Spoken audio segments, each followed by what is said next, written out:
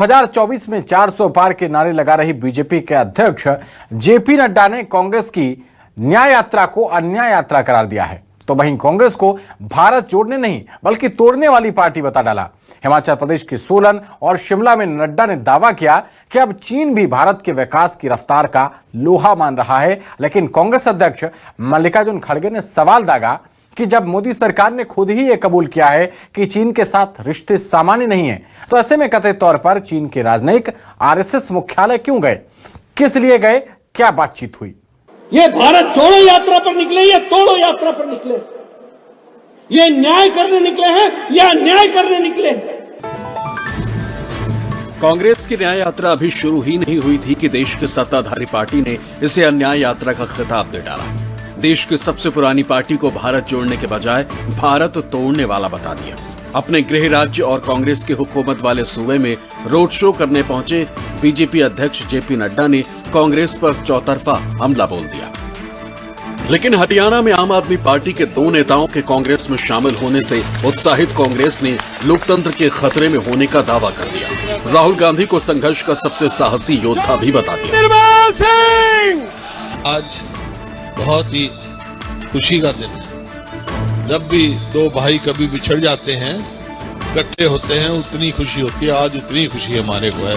जवाहरलाल नेहरू विश्वविद्यालय में मैं बार बार बोल रहा हूं, कोई कांग्रेस के नेता में राहुल गांधी से लेकर सोनिया गांधी से लेकर आज दिन तक किसी नेता ने इसका जवाब नहीं दिया।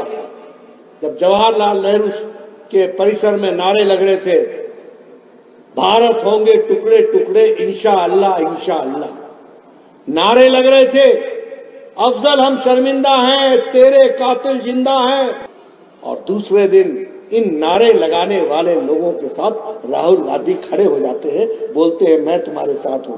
आज दिन तक माफी नहीं मांगी राहुल गांधी ने, आज दिन तक।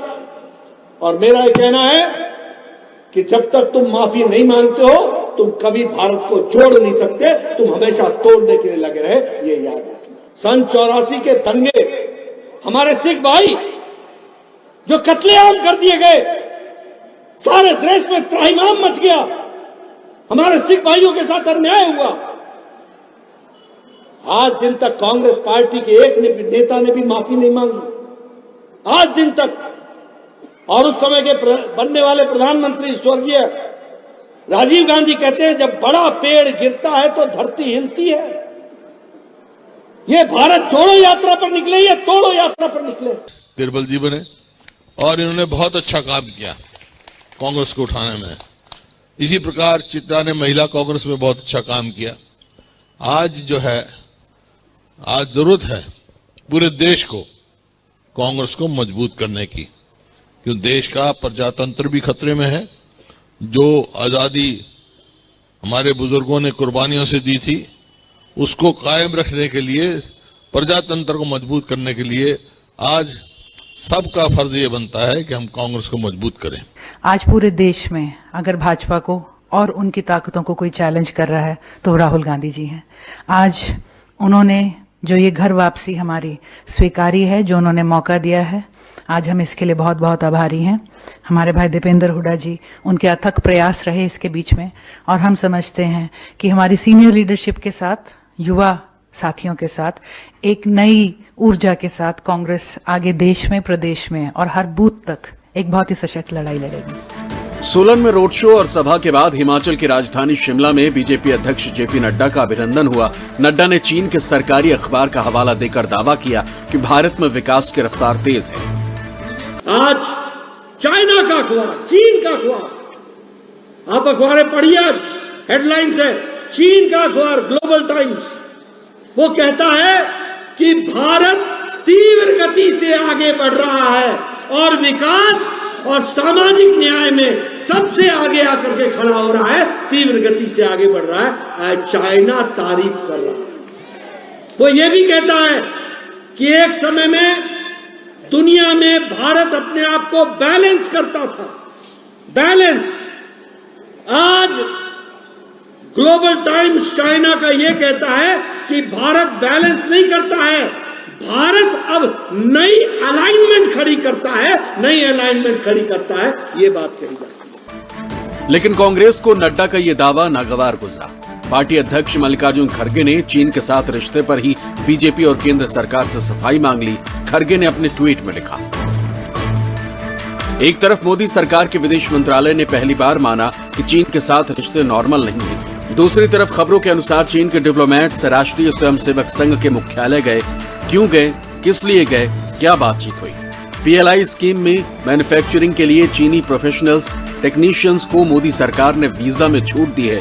क्यों दी? क्या चीन ने हमारे प्रतिभाशाली खिलाड़ियों को एशियन गेम्स के लिए स्टेबल्ड वीजा नहीं दिया था? क्या 2020 में चीन से लड़ाई लड़ते हुए हमारे 20 वीर जाबाजों ने गलवान में अपने प्राणों की आहुति नहीं दी थी? मोदी सरकार को तय कर लेना चाहिए कि उनकी चीनी नीति क्या है। न कोई हमारी सीमा में घुसा वाली मोदी जी के चीन को क्लीन चिट है, या उन्हीं के ME वाले नॉट नॉर्मल हैं, जिसमें उन्होंने ऐप बैन के अलावा कुछ नहीं किया। लद्दाख समेत पूरा देश स्पष्ट रूप से जानना चाहता है। शिमला में बीजेपी अध्यक्ष जेपी नड्डा ने अयोध्या में राम मंदिर के प्राण प्रतिष्ठा का भी जिक्र किया, लेकिन इंडिया गठबंधन के घटक जेडीयू के नेता और बिहार सरकार के मंत्री ने कहा कि धर्म धारण करने की चीज है, सियासत की चीज नहीं।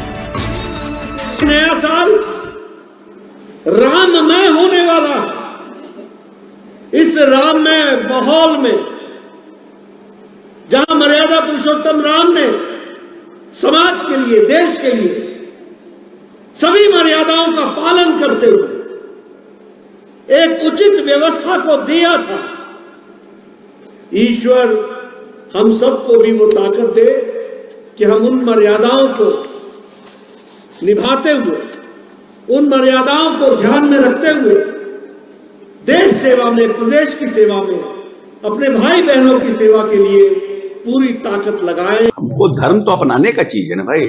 आज हम हिंदू हैं, कल हम जाएं लछवार और ऐसा हमको प्रेरणा आ जाए हम जैनी हो जाए, इसमें क्या है? इसमें कहीं रोक टोक है क्या? कल हम जाएं अजमेर शरीफ और हमको ऐसी प्रेरणा हो जाए, ऐसा हमको दिव्य ज्ञान मिल जाए, हम मुस्लिम हो जाएं, हम नमाजी हो जाएं, इसमें कौन दिक्कत है? धर्म तो अपनाने की चीज है। राजनीति और धर्म अपना अपना अलग अलग जगह है। अंग्रेजों ने हिंदुस्तान को लूटा और यहां से लूट करके इंग्लैंड ले गए, तो हम कमजोर हुए। हिंदुस्तान जब मुगलों के शासन में था तो हिंदुस्तान कमजोर नहीं था, हिंदुस्तान मजबूत था, क्योंकि मुगल यहां से भागे नहीं थे। मुगल के पास जो था सब यही हिंदुस्तान में ही था, लेकिन अंग्रेजों ने यहां से लूटा तो हमारे पास मुगलों का शासन रहा। तो उन्होंने अपने शासनकाल में हिंदुओं को दबाने का काम किया और इस्लाम को बढ़ाने का काम किया। फिर अंग्रेज आए, उन्होंने हमें लूटने का काम किया। जो गरीब लोग हैं, जो शोषित हैं, जो वंचित हैं, जिसमें संविधान में बाबा साहब ने जिनको प्रावधान किया है, उनको सशक्त और मजबूत बनाने की योजना बननी चाहिए। धर्म भी अपने जगह पर है, राम मंदिर का निर्माण भी अपनी जगह पर है, लेकिन उसको राजनीति से जोड़ना हमें लगता है ये उचित नहीं है। 22 जनवरी को अयोध्या में होने जा रहे राम मंदिर के प्राण प्रतिष्ठा समारोह में ट्रस्ट की तरफ से विपक्षी नेताओं को भी न्योता दिया गया। समारोह में मल्लिकार्जुन खड़गे और सोनिया गांधी के अलावा कांग्रेस नेता अधीर रंजन चौधरी को भी बुलाया गया है, लेकिन मल्लिकार्जुन खड़गे और सोनिया गांधी जाएंगे या नहीं, इसको लेकर पार्टी ने कुछ साफ नहीं किया।